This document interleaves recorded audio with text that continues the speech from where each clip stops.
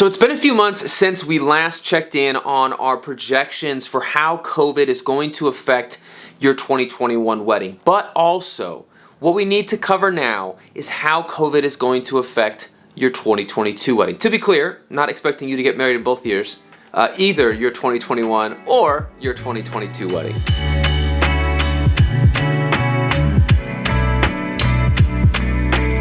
Welcome back to the channel, guys, or if you're new here, my name is Dave with My Productions. We're a small creative studio based in Southern California, specializing in wedding films and photography. And on this channel, you can find everything from advice videos for planning your own wedding, like our toasts video from last week or the corresponding vows video from a few months ago, all the way to BTS daily vlogs, which, again, as I've said many times recently on this channel, there's not a lot of those right now because I am just working from my home office, which is a fancy way of saying my bedroom with a desk that's just been in it for the last year. But update on that coming soon, which is kind of part of what this video is about. So if you are engaged or dreaming of your future wedding, or even if you're a fellow creative, hit that subscribe button, ring that notification bell so you know every time that we post. As we talked about at the top of this video, we owe you an update on what our projections are for the rest of 2021 and how that will affect your wedding. But I also want to dive a little bit more in depth into 2022. We talked about this at the tail end of our November video, but it certainly wasn't the subject of the video, but I feel like this is becoming even more pressing of an issue that we need to discuss front and center. So that's why, hopefully, in the title of this video, you will see both the word 2020, the numbers 2021 and the numbers 2022. I just sat down and rewatched both our October and our November video from last year, and yeah, seeing the projections we made, I'm pretty happy with where we kind of modeled that out relative to what ended up happening. If you will remember, in October we hadn't yet started to hit the third wave. It was predicted, but it hadn't yet hit. But in our video, we talked about it as if it was going to happen, and it did. And then in our November video, it was right around Thanksgiving, if you'll remember, we were very much in the middle of the third wave with no signs of slowing.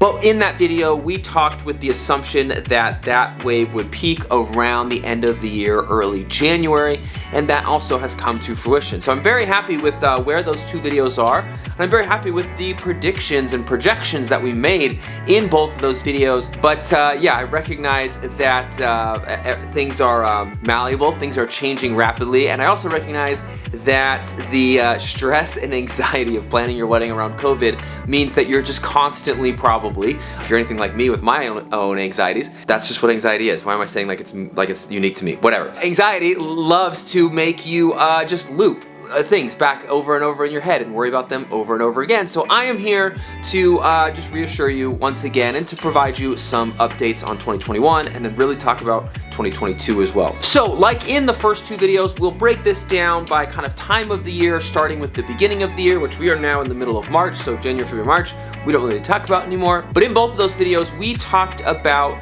May, June being the kind of window when I expected things to return to normal, to kind of switch back to normal. Obviously that not being a hard switch, but being more of a transition.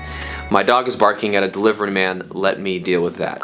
Anyways, we talked about May or June being that kind of transitional period. We were projecting around 10% or so maybe of our spring through May or June, so spring weddings to postpone. And one of the things we talked about in those videos is we were not necessarily expecting regulations or like another wave or something like that. It was more that if you're getting married in May or June, you have to make that final call on whether or not you're going to postpone in like February, March, maybe April at the latest. So where were we going to be at that time when you had to make that call? And that is exactly what we have been seeing. Most of our March, April, May, and June weddings have stayed on their date. We've probably seen around 10% postpone, but I do want to add something to this. I guess if you are experiencing this isn't news to you, but for everybody else, something I didn't really cover I think well enough when I talked before about maybe people needing to postpone even though things were getting back to normal, is that for a lot of couples, it's not even necessarily your call, it's your venue's call. I am hearing a lot from planners and from our couples that venues are kind of in purgatory, that might not be the right word, whatever, are in like, yeah, in a no man's land where like they can't tell you yes and they can't tell you no.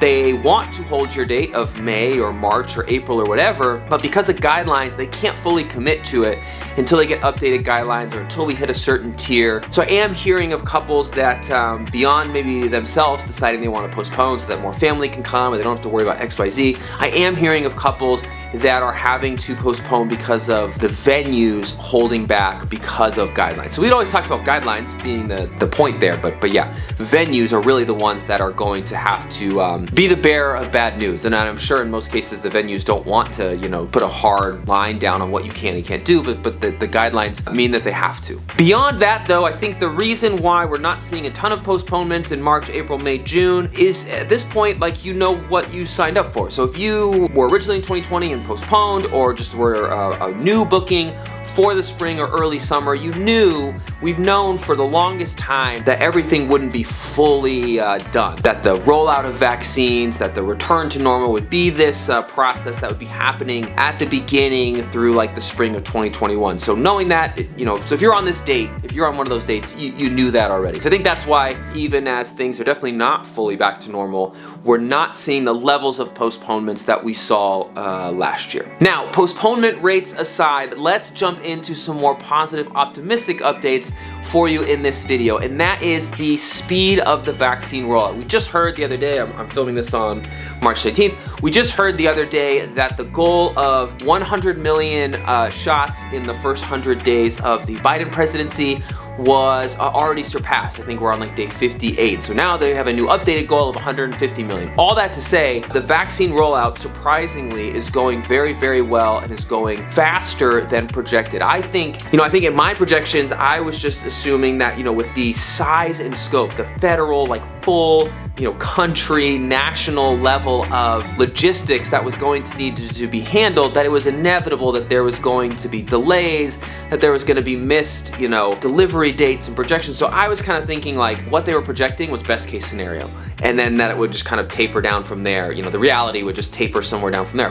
But the exact opposite has happened. Doses are flying out, and this is really, really encouraging news, especially as we see Europe starting to be hit by another wave. And as we talked about in those other videos, one of my beyond just the CDC, the WHO, I did the WHO thing again. The WHO is a band. No, but it is also the WHO, the World Health Organization, whatever. Beyond the CDC and the WHO, I'm also looking at large financial institutions and universities and just these massive entities that have a lot of skin in the game and have the resources to make solid projections, solid forecasts. And what I'm really seeing across the board is a lot of optimism. I think it was maybe Morgan Stanley or something was saying that they expect the pandemic to mostly be behind us within the next 30 to 45 days, and that article itself is like already a week old.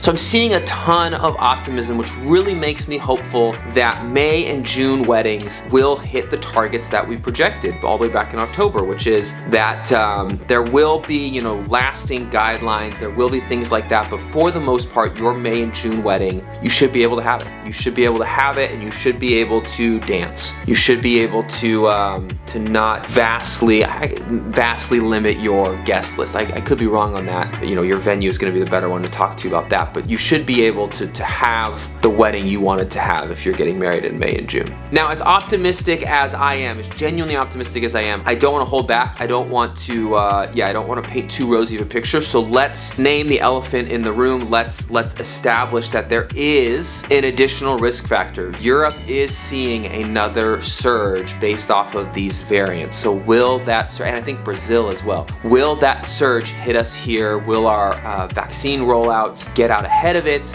Will the fact that we already had the highest case counts and the highest case counts like per population or per million or whatever maybe mean that we are closer to herd immunity, and so that combined with the vaccine rollout means that this surge doesn't hit us? That is the big unknown right now, but I feel like we'll know the answer to that within the next couple of weeks. That's not something that you're gonna have to wait until May to know. What are we at? We're at the middle of March, so I feel like by early April we'll know if we're gonna hit that surge or not. And again, the overwhelming consensus across health guidelines, universities, large institutions, economists seems to be very, very positive. So first half of the year aside, how are we looking if you are a July or later? In both of our earlier videos, my projection was that you should be 100% good to go, and obviously the small asterisks of that potential surge and the unknown of what that surge could look like aside, I still think you're 100% good to go because of the rate of vaccinations. Even if that surge does hit, that's not going to slow down our vaccinations, so we should still get to a point in April or May where enough adults are vaccinated that even if a surge was around, it would look more like a common flu season or the common cold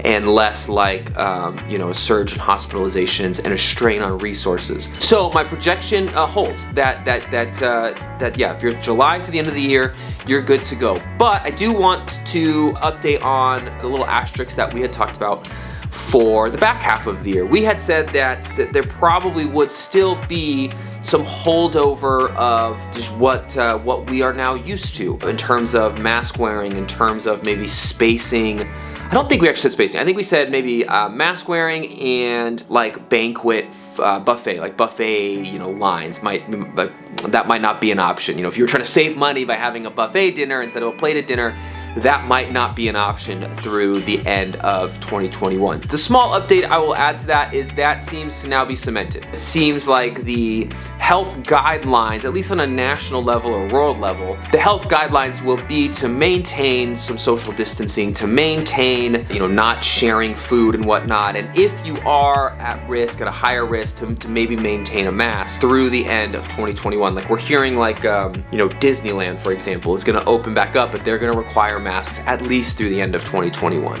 So things like that where we're seeing, again, these larger entities that have a lot more resources at hand are coming out and saying, that this is going to be required through the end of the year. I think even maybe like Major League Baseball said, as they're allowed to bring more fans back, they absolutely will, but that they're expecting masks through the whole season or something like that. So we're seeing these things solidify, that the back half of the year, your photos and videos will not be completely free of all signs of the pandemic. The pandemic that at that point will be in the past, but there will still be signs of it in your photos and videos. The biggest update for weddings in the back half of this year and 2022 is a double-sided blade. There is a ton of optimism. There is a ton of hope, both just for weddings and in the economy and in recovery in general. That's the good side of the blade or whatever. Wow, is there a good side of the blade? I don't know. Idioms. Double-sided coin. Whatever. That also doesn't feel like that makes any sense. Forget it. There's two pieces to this. Tons of hope, tons of optimism.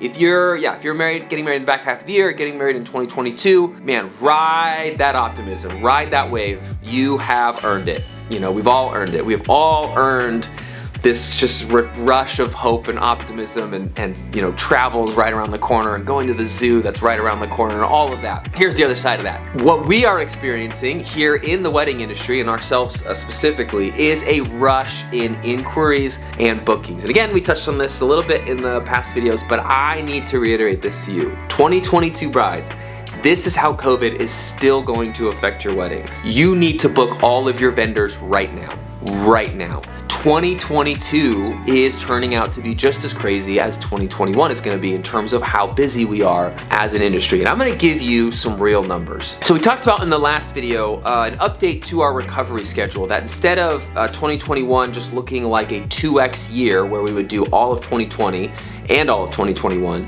that it looks now like maybe it might be like 1.7x and 1.3x, meaning like 70% increase in 2021 and then like a 30% increase in 2022.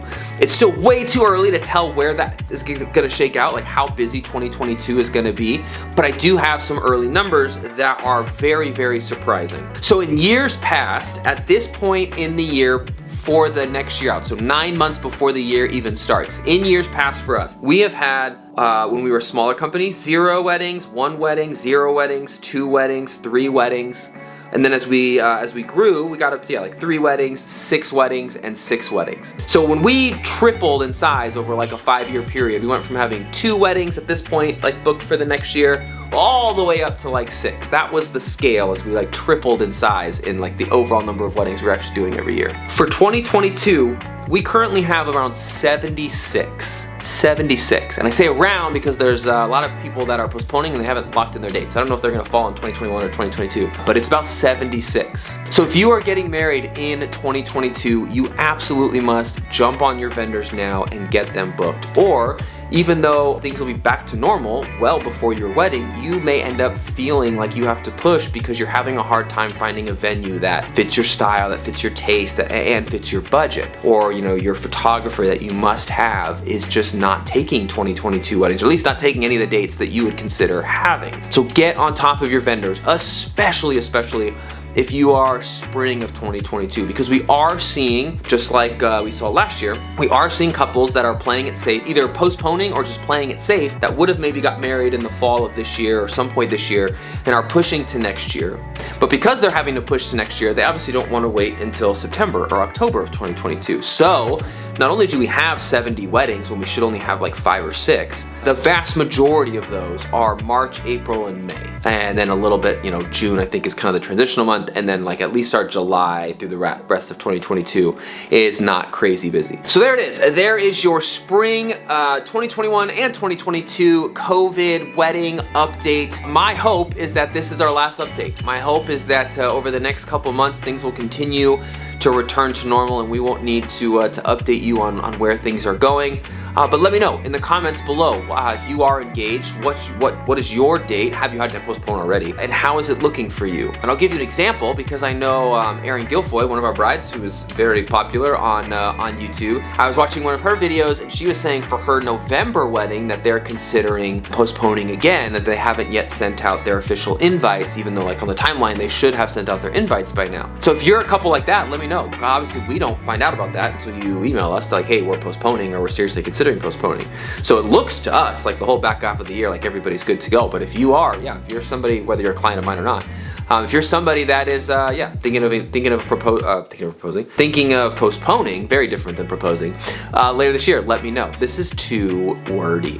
Whatever, we're gonna run with it. Okay, let's do what we did last time. Let's put something really fun up here. Let's do I'm like blanking on what our fun videos are. Monique, pick a fun video to put up here, and then we'll let the algorithm pick whatever it thinks you'll like best down here. If you haven't already, hit that circle, hit that subscribe button, ring the notification bell so you never see the post. Oh, I always try to do this. Instagram and TikTok, we're on there every day, posting something fun, so or sentimental or whatever. You get it. Go here, Amari Productions. My name's Dave with Amari Productions. I'll see you next time.